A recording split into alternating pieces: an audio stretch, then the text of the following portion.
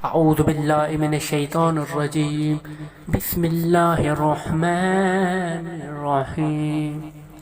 السلام علیکم ناظرین، امید کرتا ہوں آپ اللہ تعالیٰ کے فضل و کرم سے ٹھیک ہوں گے۔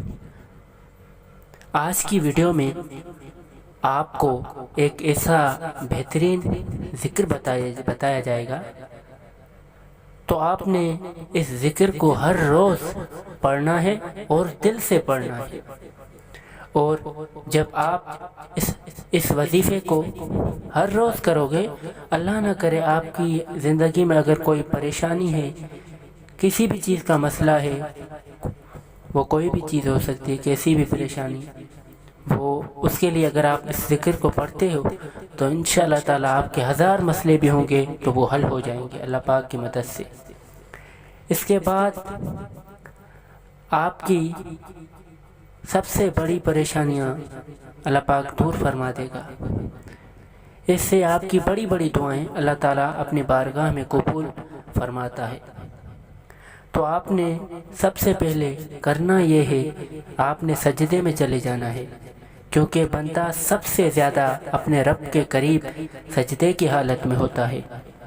سجدے میں جا کر بس آپ نے یہ پڑھنا ہے، لا الہ الا اللہ، لا الہ الا اللہ، کوئی عبادت کے لائق نہیں، اللہ کے سوا کوئی بھی عبادت کے لائق نہیں، یہ آپ نے پڑھنا ہے۔